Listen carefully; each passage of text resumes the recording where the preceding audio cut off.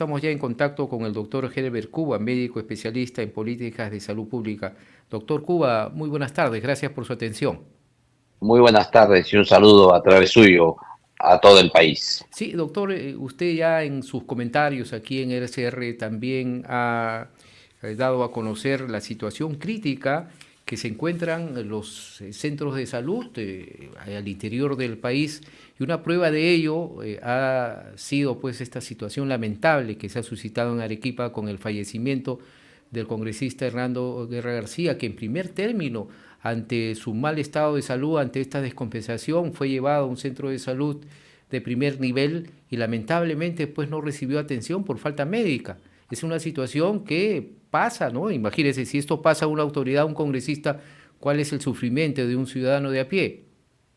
Mire, en primer lugar quiero señalar que ese establecimiento de la Punta de Bombón fue acreditado y categorizado como un buen establecimiento el 13 de marzo de este año. O sea, es un establecimiento que según las autoridades de la región Arequipa y también lo que está registrado en su salud, es un establecimiento que reúne los requisitos para un servicio de 12 horas o un establecimiento de salud 1-3.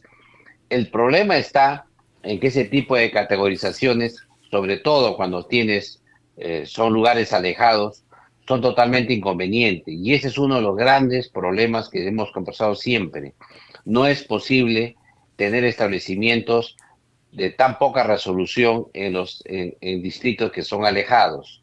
Sin embargo, este establecimiento, como le explicaba usted, ha sido recientemente categorizado, tiene médico, tiene profesional de la salud, pero que sin embargo solamente tiene una atención de 12 horas, de 8 de la mañana a 8 de la noche, y el evento que ha llevado al deceso del congresista Guerra García ha ocurrido a las 12 de la noche, 12:40 de la noche. En consecuencia, es hora en que el establecimiento estaba cerrado.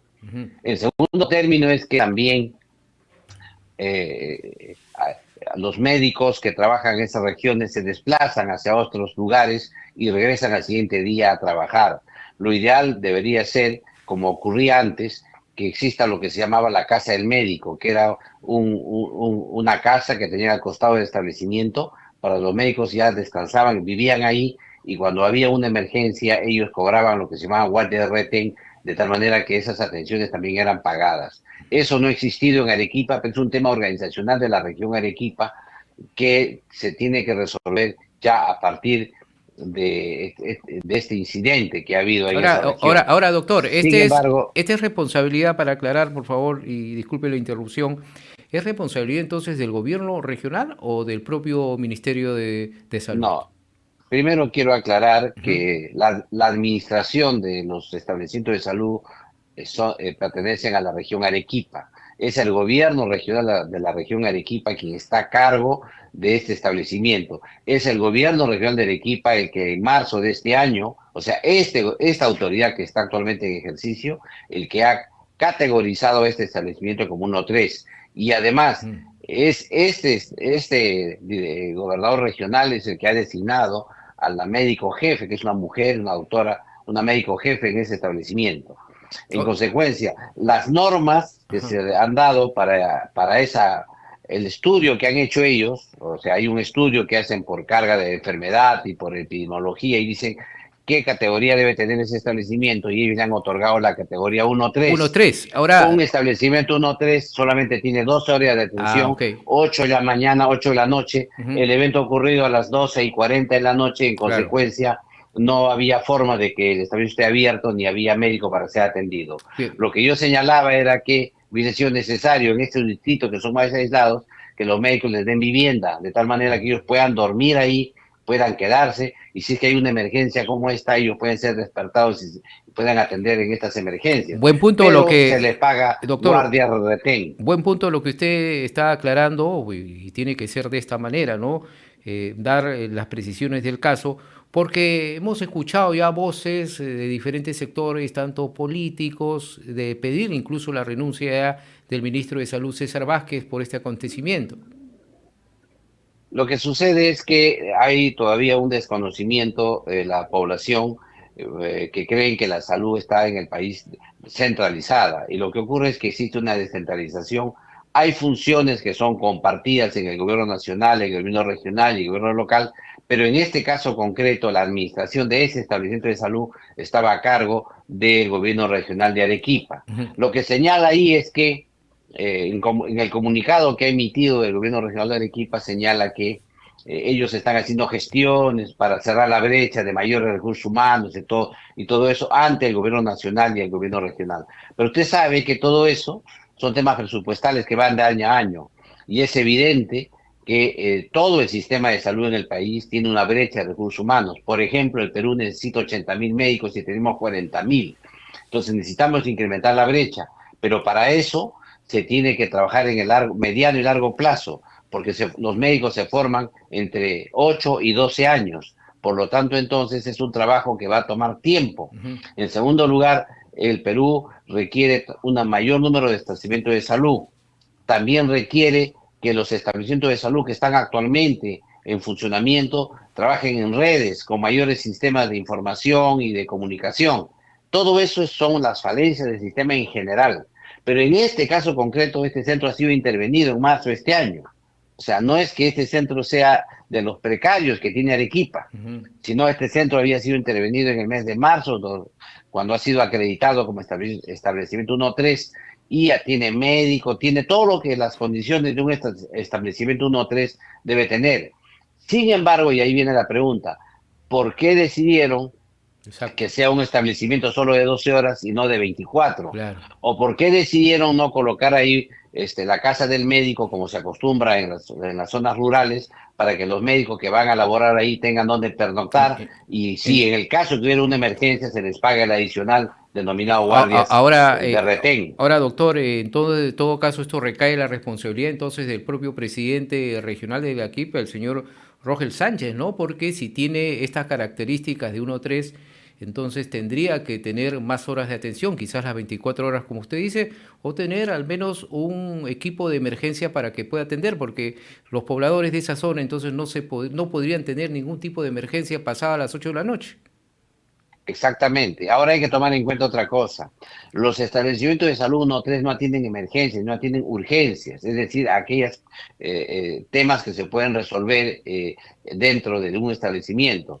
Pero ahí, por ejemplo, lo que sucede es que toda la región de Islay solamente tiene un establecimiento 1-4 que tiene internamiento. Ujú. Ahí la debilidad del Ministerio de Salud, digamos, regional, de la región Arequipa, la debilidad de la región Arequipa es que en la provincia de Mollendo no tiene un establecimiento de mayor capacidad resolutiva.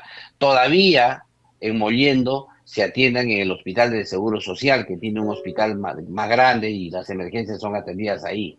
En este caso, entonces, yo creo que lo que se requiere aquí en realidad es cerrar brechas, pero estas brechas van a cerrar en el corto plazo.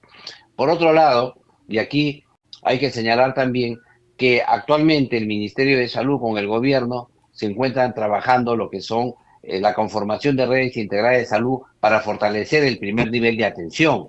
Sí. Y este fortalecimiento del primer nivel de atención requiere no solamente mayor cemento y ladrillo, es decir, mayores establecimientos, sino sobre todo mayores recursos humanos. Necesitamos más médicos. Y esto es, hay que llamar más vocaciones, hay que remunerarlo mejor, hay que hacer atractiva la profesión porque es una profesión prolongada y después es mal remunerada. Hay que pagar mejores sueldos a los médicos que se encuentran en las situaciones Ujú. más alejadas del país. Esto tiene que haber un manejo integral de la política sanitaria del país. En esto también se tiene que participar los tres niveles de gobierno, porque también participan los alcaldes distritales, también los gobiernos regionales y también el gobierno nacional. Ahora, Pero doctor, en el caso, sí, dígame. Ahora, doctor, y una precisión porque usted está dando a conocer algo muy importante que se requiere muchos médicos, ¿no? Hay muchos jóvenes que quizás quieran seguir la carrera de medicina, pero hemos nosotros casualmente hecho un estudio recientemente y donde Aparte de que la carrera de medicina es muy sacrificada, muy dedicada, que se tiene muchos años de estudio, pero también es muy costosa, ¿no? Porque se tiene a las, por ejemplo, universidades públicas, que no hay descentralización, por ejemplo, llamemos San Marcos, pero hay muchas universidades que uno puede estudiar, poner a sus hijos en esta carrera, que son muy caras, llegan básicamente a 4.000 soles mensuales, 3.500 soles mensuales, que cualquier padre de familia en esta situación en los que nos contamos nuestro país, pues no puede mantener a un hijo en una carrera de más de 5 años de estudios. Así es. Y mire, ahí hay varias brechas que cerrar. La primera brecha que hay que cerrar es que hay que fortalecer la educación en la universidad pública para la gente que no tiene recursos para pagar.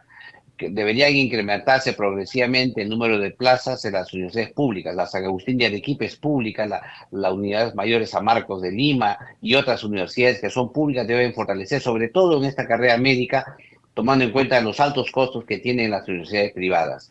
En segundo lugar, hay que hacer atractiva la vocación, no solamente que la gente tenga vocación, sino que además sepan que pueden asegurar su futuro en esta carrera.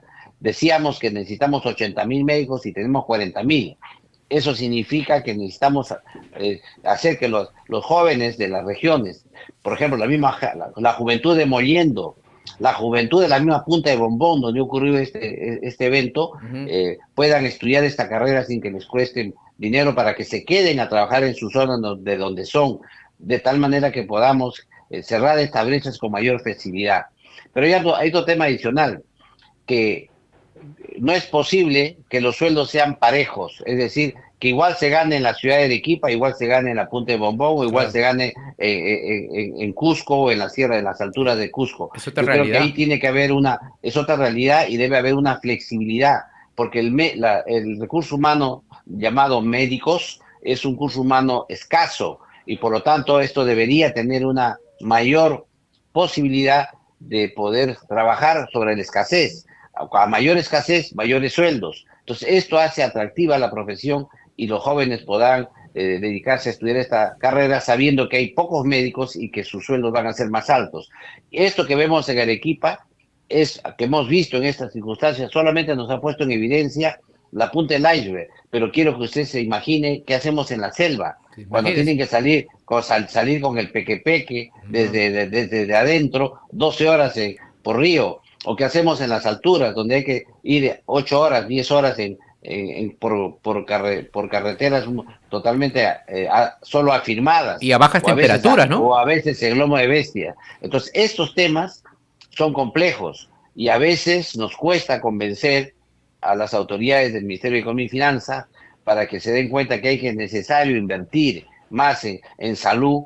¿Por qué digo que hay que invertir? Porque finalmente el resultado es mayor porque ahorramos vidas y finalmente hacemos lo que se llama la detección precoz de las enfermedades, que las enfermedades se detecten tempranamente y no tardíamente. Por ejemplo, en el Perú se producen más o menos 66.000 casos de cáncer al año, pero los encontramos en el estadio 3 y 4, es decir, cuando ya no se puede hacer mucho y lo que se requiere es radioterapia, quimioterapia, medicamentos biológicos, medicamentos de alto costo, todo es caro, grandes cirugías, etcétera. Tienen que ir a institutos.